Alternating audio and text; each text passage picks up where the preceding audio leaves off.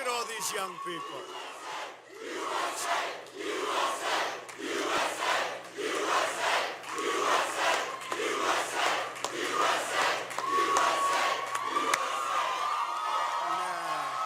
Sit down, just relax. Let's just have a good time.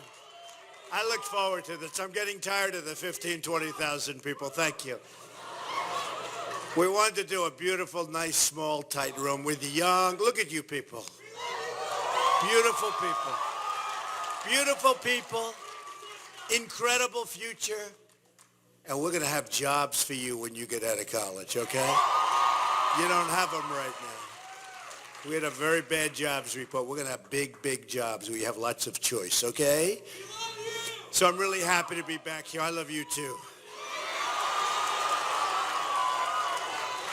And I do like Columbus. We've had great success in Columbus and great friendships. I have great friends from Columbus. I want to make sure that you request your absentee ballot. Now, how many people here are old enough to vote? Big group. Whoa! I'd say that's a pretty good. That's pretty good. Now I'll work a little bit harder, okay? See, now that I have that. And remind your friends and family to do the same. We're now 26 days, think of it, 26 days away from the most important election of even your lifetimes. And you have a long life ahead of you, a long, long life. But our country is going wrong. And we have only just begun to fight. We're going to make this country so great again. If we win, we'll create a booming and thriving economy for young Americans and jobs for young Americans. To me, that's so important. We'll create safe communities, lower taxes, leaner government, affordable child care and health care, and a government that's honest and decent and fair. And you don't have that now. We are going to be...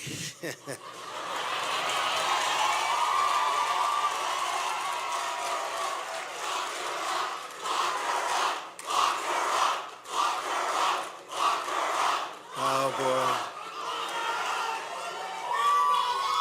So young and so jaded already. But you understand life. I'm impressed. You understand life at a young age. We are the campaign of change. You know that. We will deliver jobs, opportunity, and justice for future generations, your generations. We will. Better believe it. I've wanted this race, and you know that, to be about the issues. We won by everybody's account the other night. We had a debate with Crooked Hillary. And we won that debate. And I mean, I'm not saying that's what everybody's saying, and I felt that we won the debate. Remember when she walked in front of me, and I stood, and here's my podium, and here's my chair, and I'm standing, and she walks right in front of me. And then the next day, she stood, answering a question, right? And she was right here, and I was right here, never moved. And the next day, the paper came out and said, I invaded her space. I said, what? I invaded her space. Now we won that one, and we look forward. I guess Wednesday night we have another one with Crooked Hillary. And by the way, I don't know if you know, the big Wall Street Journal NBC poll just came out in Ohio. Oh, we're only one up.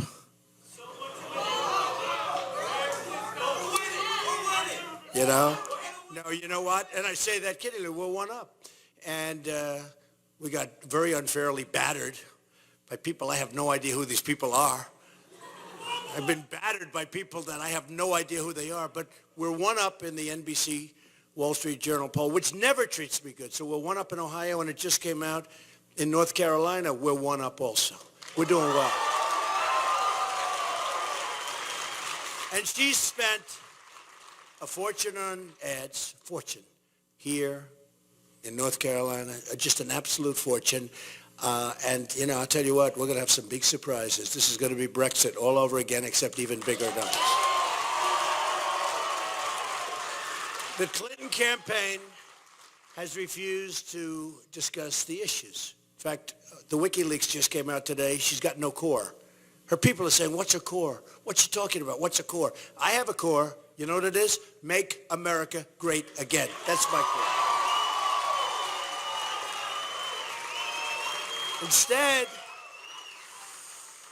instead of the issues, they've slandered and libeled me with false accusations, but we will not let these lies distract us from our campaign. And it's a campaign of truth. It really is. In an earlier speech today, I addressed the fact that I was falsely accused. And I think possibly some of you have seen it or watched it.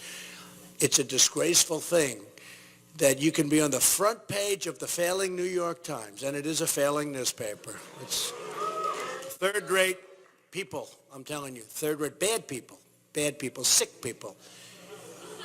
I was on the front page. I think I had 3 stories on the front page today. 3. Who ever heard of 3? Boom, boom, boom. I guess it sells newspapers, unfortunately, but don't worry, because the paper's going out of business. It's only a question of when. But it's the failing New York Times, and they're inventing false claims without any evidence, no witnesses, no nothing. An act that supposedly years and years ago. I never met these people. I don't even know who they are. They're made-up stories, filed right before the election.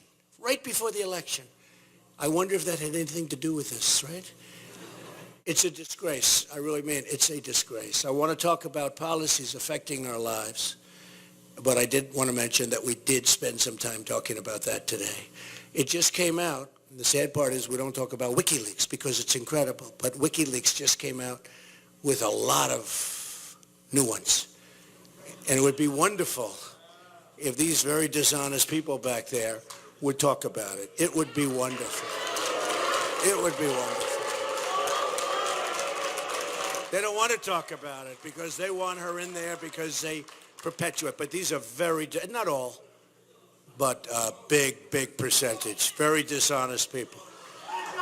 In fact, the reason I was late to the podium was because they weren't ready. We waited for them. And I said, let's go up without them. Who cares?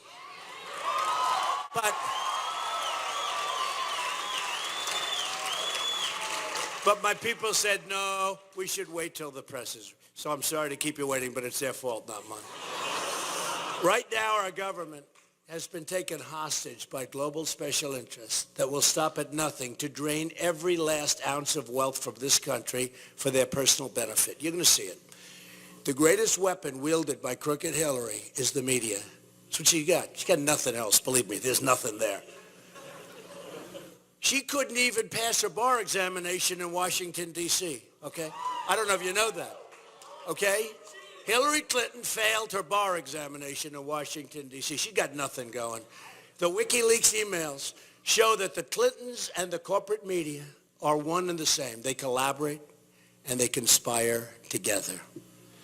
This Washington establishment will stop at nothing to stop all of us. And you're going to see that. You're young people, but you're going to see that. Although we do have one of the most successful real estate people in the world. Would you please stand up? Look at this guy, 55,000 units. Stand up.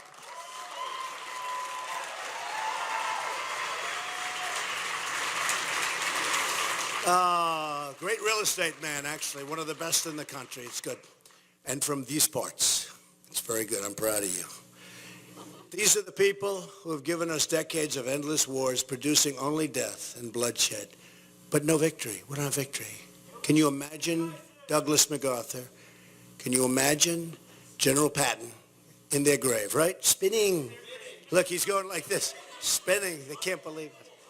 We announced 6 weeks before, we're going to Mosul. Did you hear? We're going to Mosul in a few weeks, and we're going to attack them.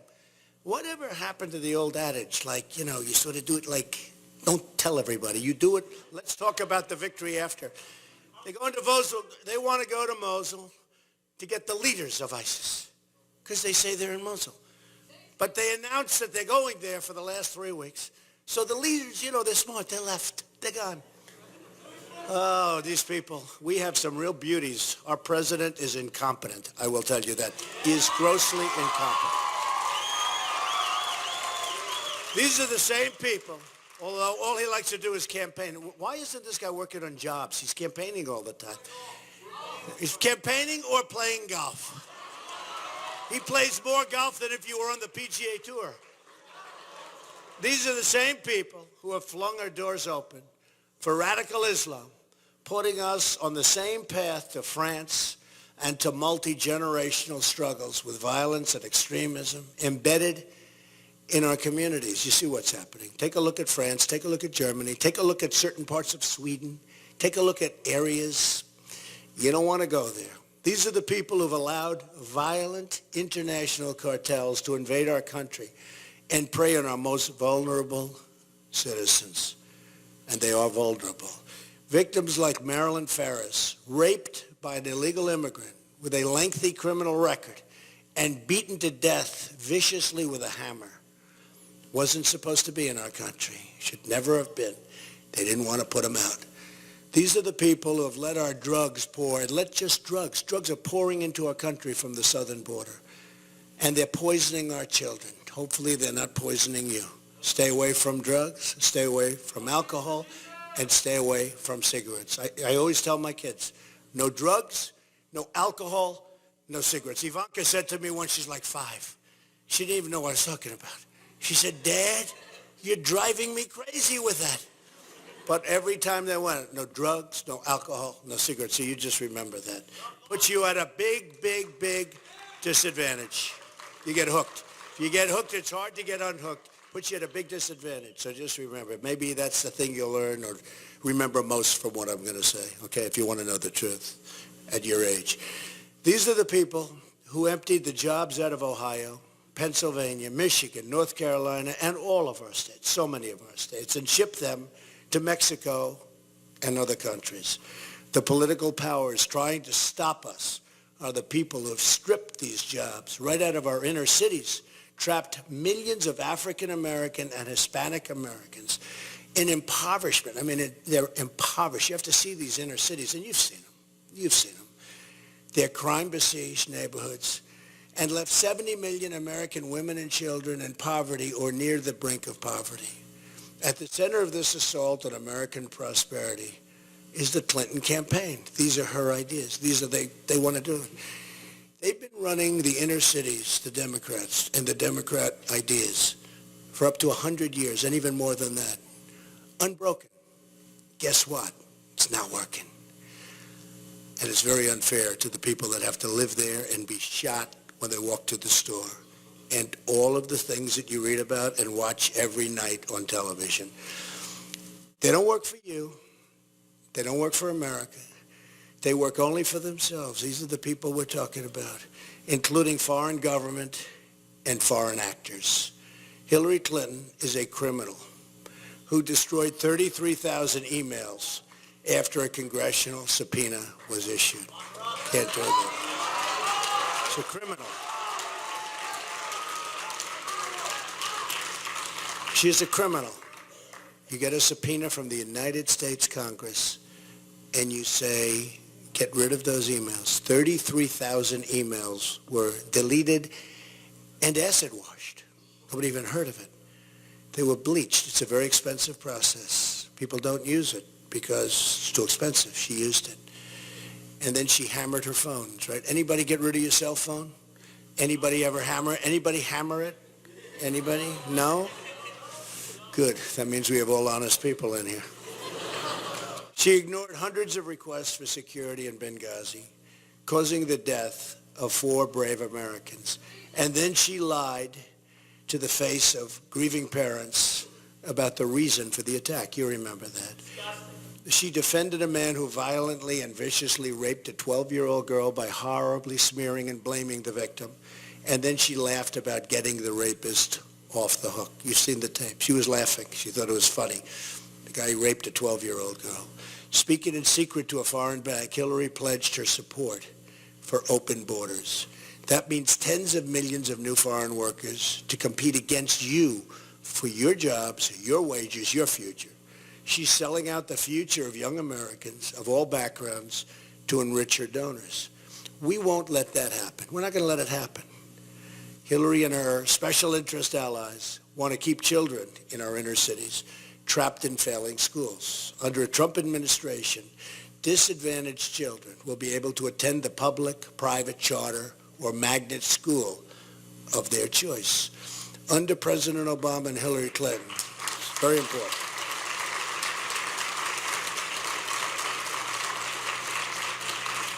And we'll also get rid of Common Core and bring education local.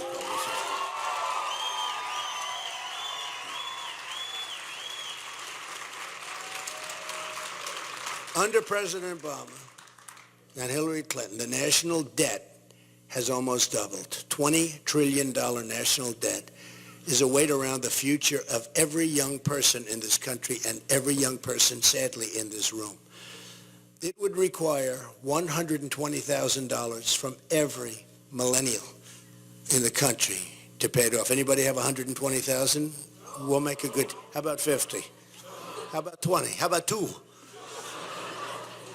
We'll sell it to you for 2. The new debt added under Obama and Clinton would have been enough to pay off all of the outstanding student loans in the United States 6 times over. Think of that. Yet not one penny of that new debt has gone to lowering your tuition. And the people that are going to follow you, it's only getting worse. Outrageous. He's right. Right. Who said that? Stand up. Stand up. That's okay. No, I'm not going to. No, that's okay. Good. Nice looking guy. Good. Sit down.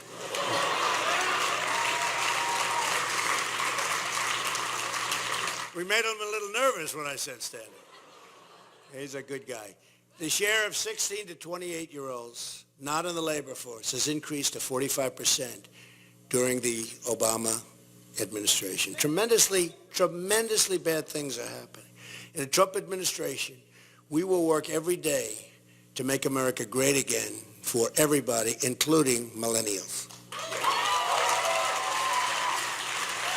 First, we will lower the cost of college and solve the student loan crisis. It's a crisis, very unfair.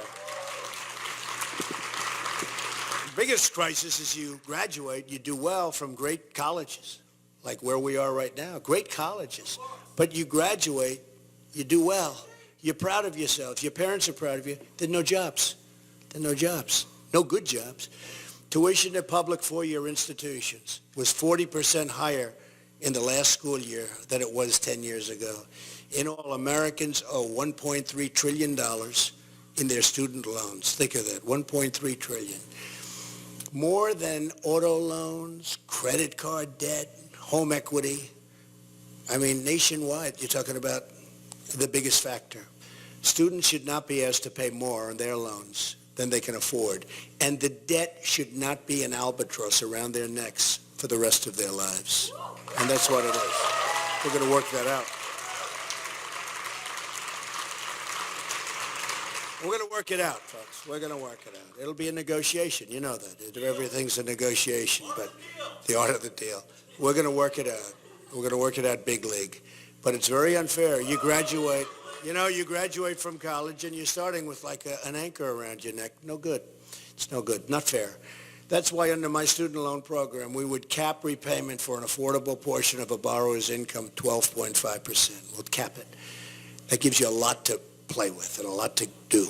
And if borrowers work hard and make their full payments for 15 years, we'll let them get on with their lives. They just go ahead and they get on with their lives because it's very, very hard for young people. It's probably the question I get more than any other question outside of defense which is catastrophic, what's going on with our, how badly we treat our veterans, how badly we treat our military folks.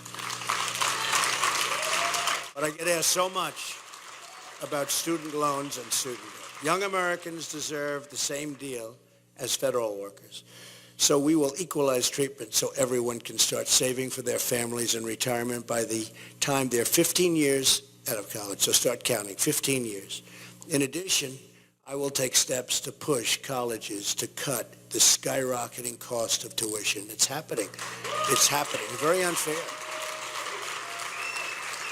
Because students are like a conduit. They get the money, they give it, and there's not enough incentive for these colleges to cut. And the costs are going up mammothly, much more so than other businesses and industries. And I fully understand why. We're going to do something about it. If the federal government is going to subsidize student loans, it has a right to expect that colleges work hard to control cost and invest their resources in their students. If colleges refuse to take this responsibility seriously, they will be held accountable, including by reconsidering whether those with huge endowments deserve to keep those endowments tax exempt. We have a lot of power over the colleges, and they're not doing the job of cost cutting because they don't have the incentive to cost cut, because you're paying for it. Some schools are paying more to hedge funds and private equity managers than they are in spending, and this is true, than they are spending on tuition and tuition assistance, while taxpayers are guaranteeing hundreds of billions of dollars of student loans to pay for rising tuition costs. We want universities to spend their endowment on their students, not themselves. We have to take care of our students. They need to use that money to cut the college debt, and they have to cut college tuition. They have to do it, and we have to do it quickly. Much of the skyrocketing cost of college education is due to the tremendous bloat in college administrators and bureaucrats. I know that doesn't happen here, but, just maybe some places. Doesn't happen here, does it? No. No? No, I'm sure it doesn't. But every place else it does. According to the Department of Education, the number of college administrators is up more than 60% since 1993, 10 times the increase in tenured faculty positions. Federal regulations are responsible for much of this administrative bloat, and it is bloat. Vanderbilt University estimated that it spends $150 million per year, 11% of the university's budgets, to comply with government regulations. Big problem. Regulations in this country, a big problem. And by the way, I'm cutting your taxes. Big league. Massive. Hillary is increasing your taxes.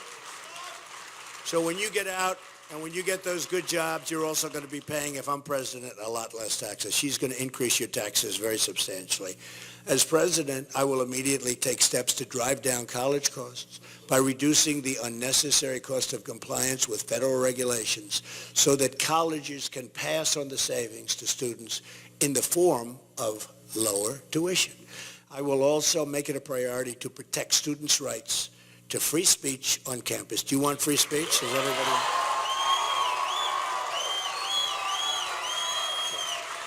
You'll have it.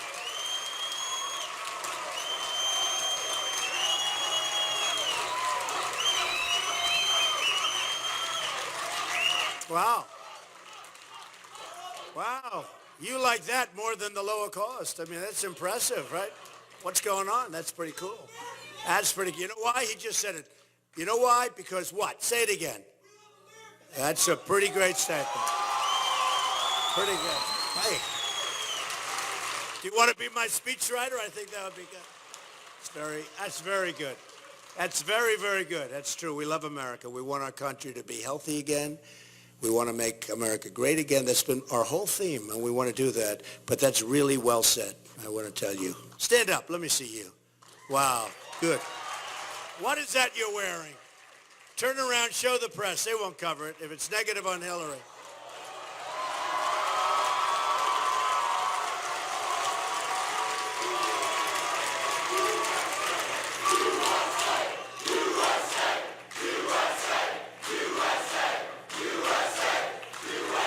That's great. That's great. Thank you very much. Great. Good. Great future. In the past few decades, political correctness, oh, what a terrible term, has transformed our institutions of higher education from ones that fostered spirited debate to a place of extreme censorship where students are silenced for the smallest of things. You say a word somewhat differently, and all of a sudden you're criticized, sometimes viciously. We will end the political correctness and foster free and respectful dialogue.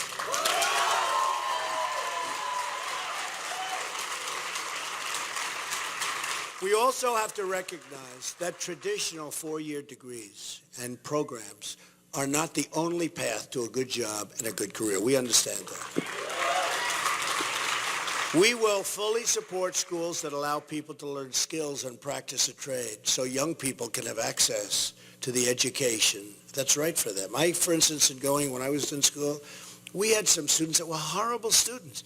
But man, could they fix an engine of a car, or they could fix things that were so much better than anybody else. They had a great ability for mechanics, for machinery, for operating bulldozers, a much greater ability than others that had straight A's in physics and math and all of the other subjects that we all take. And we forget that. It's very important. It's a great talent. It's a great skill. And we must hold all schools equally accountable for their performance. I will make sure that students have the information they need, all about their options. They have to have options before starting school and for repaying their student loans upon leaving school, and we'll make it so you can do it and do it very easily. You watch. There's a lot of room for improvement in this regard. Currently, students navigate 16 complex repayment plans. You know about that, right? Some of you. 8 forgiveness programs and 32 deferment and forbearance options. Each of these programs has their own nuances and qualifications. I will simplify this confusing maze into a single income-based repayment program similar to those that have proved so popular in recent years. It's a very important thing.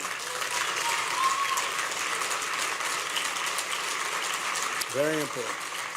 We also have to make sure that those who have graduated college and those who are soon to graduate can find a great job. This good job, but I mean great job, right? We want great jobs. We don't want good jobs. To start a career when they do. A lot of our great jobs are gone to other countries, gone to Mexico, gone to China, gone to lots of places. We don't have many good jobs anymore. Many mothers across this country are worried their kids won't find jobs. Are any of your mothers worried about that? Huh? Yeah. A lot of mothers and fathers. And fathers. And they're right to be worried. One of the biggest threats is outstanding and it's really a tremendous threat. The outsourcing of jobs for college-educated kids are being sent to other countries, and they're going at a rate that we've never seen before. At the same time, companies are importing low-wage workers on H-1B visas to take jobs from young, college-trained Americans. You've been seeing that, and you've been hearing that. We'll protect these jobs for all Americans, believe me. My economic plan, including tax, trade regulatory, and energy reforms, will create 25 million new jobs and allow the private sector to grow at 4% per year. Right now, it's hardly growing at all.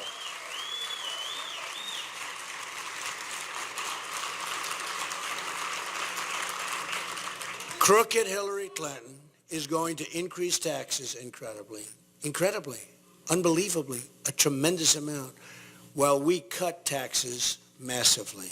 Tremendous difference. Our plan includes reforms to protect and expand the sharing economy. Startups like Uber that have managed to provide great services for consumers and to consumers. In some cases, I'm hearing little other things. We'll have to check that out. Do you like Uber? Does everybody like it? Okay. And create lots of jobs in the process. Finally, and most importantly, the foundation for a new prosperity will be rededication to the constitutional rule of law.